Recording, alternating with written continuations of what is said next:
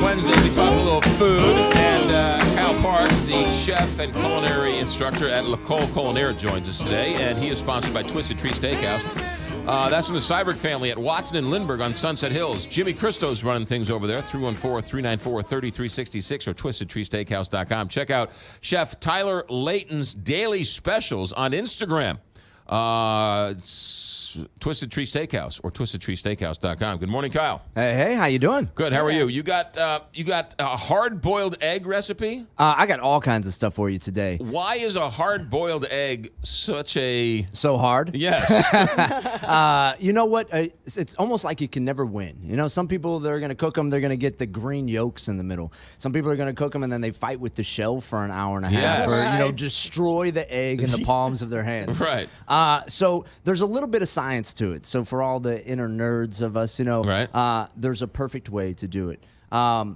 First thing is adding some vinegar to the water, which a lot of people are just like, throw it in. Don't worry about it. Vinegar It'll boil. works for everything. It right? really does. It really you does. have the flu, take a little vinegar. Absolutely. Right, yeah. That sounds terrible when you have the flu. It does. It does.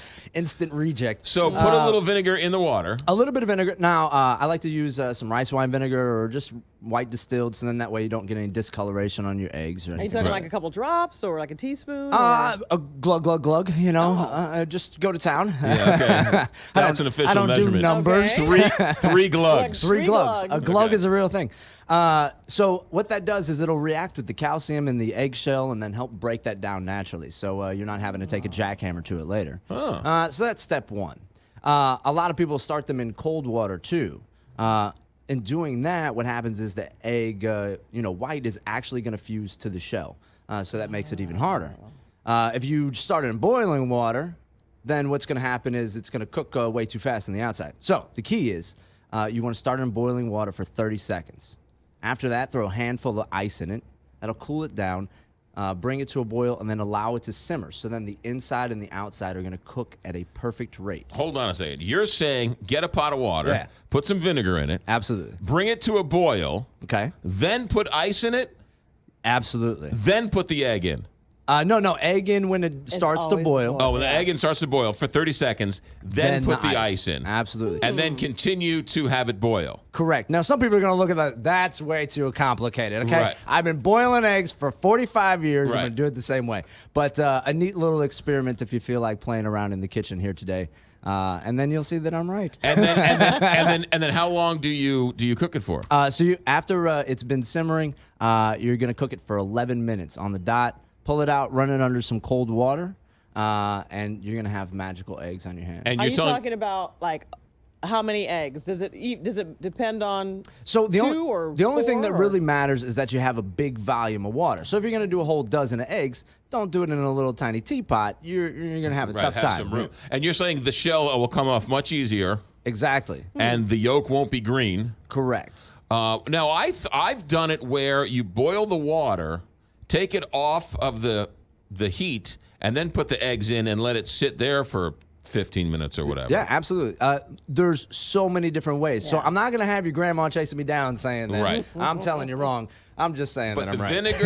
the vinegar does boil, eggs, ice, simmer 11 minutes. Absolutely. If you do anything, just put the vinegar in, and then Vinegar. you won't have to struggle with the shell as much. Oh, Yeah. good to know. Who knew? All right. But, you got springtime in the air, and there's a lot of things that can go along with that, right? I got the inner fat kid of me just getting really hungry and very cheap at the same time because it's about garden season. We're about a week away from it. There's some great spring vegetables that you can get.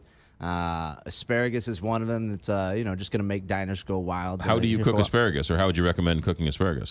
Any way under the sun, really. But a day like this, it's supposed to be, I don't know, like 70 degrees or something like Right. that. I'm waiting to break out the barbecue pit. I'm not even going to lie. So throwing that in a quick little bath of boiling water, make it nice, bright green, and then char it up. A little bit of balsamic glaze, or doing a warm bacon vinaigrette to go along with that hard-boiled egg that you got. how do you do a warm bacon vinaigrette?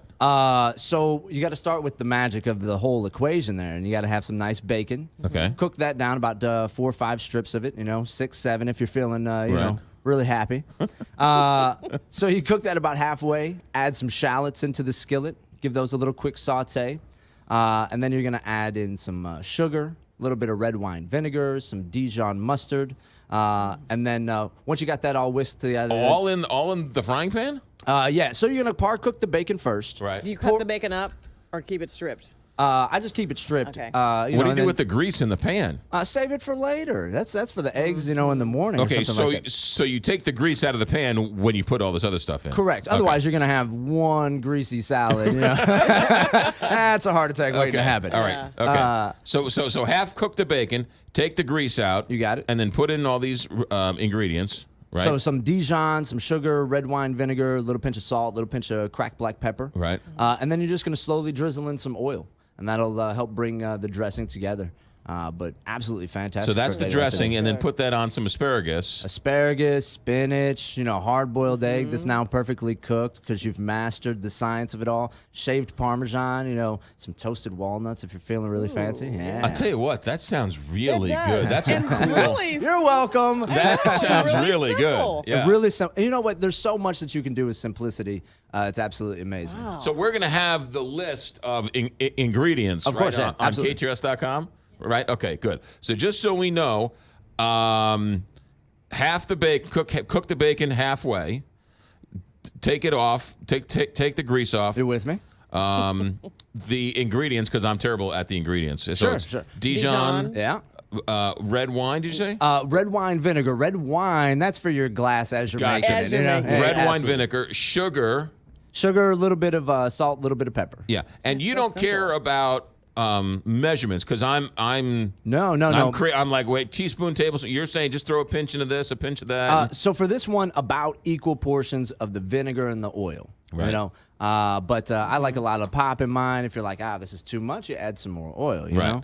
And you whisk it up, Absolutely. and you're good to go. and you're good to go. The other thing I didn't know that you kind of cook the asparagus a little bit before you put it on the grill. Just a little bit. What that's going to do is just kind of react with the chlorophyll in there, make it nice bright green so it looks really presentable. And also take that initial bite off of it so you're not burning it up, essentially, when you throw it onto the grill. I grill mine or broil mine and put a little butter and garlic on there. Guess you could do that too, yeah, right? Absolutely. Yeah. You know what? And with the grilling things, there's so much you can do. We have the Cardinal season coming on, right? Right. So some people, they want to break out their grills. They want to do a little tailgate and everything like that. I can tell you how to cook the best food in a beer cooler. In a beer cooler? And a beer cooler with some Ziploc bags, and that's it. You've heard of this sous vide technique, right? Yes. And a lot of people. from Top Chef. Oh, yeah, exactly. Oh, I think I saw that on Shark Tank, actually. Yeah. You see it on all kinds of things. You boil it or something? You kind of boil it, you kind of don't. You cook things at a perfect temperature in water, but they'll sell you a ridiculously expensive machine for $6,000 or $150 for this little thing. A beer cooler, $10, a little thermometer, some Ziploc bags, and I can have you hooked up. How about you tell us about that next time? Sounds like a plan. What's the name of the what kind of vide? cooking is sous vide? This would be sous vide in a beer cooler, tailgate essential. Wow. Ladies and gentlemen, that's Cal Parks. Now you know why he's the official chef of the McGraw Show on the Big 550 KTRS. Also culinary instructor at L'Ecole Culinaire. Website? Do you have a website? ChefKyleParks.com. ChefKyleParks.com. And that recipe for the bacon vinaigrette will be on KTRS.com on our show page. You got it. And the video's going to be up and out so everyone can listen to this again and follow the instructions. Hey, good stuff.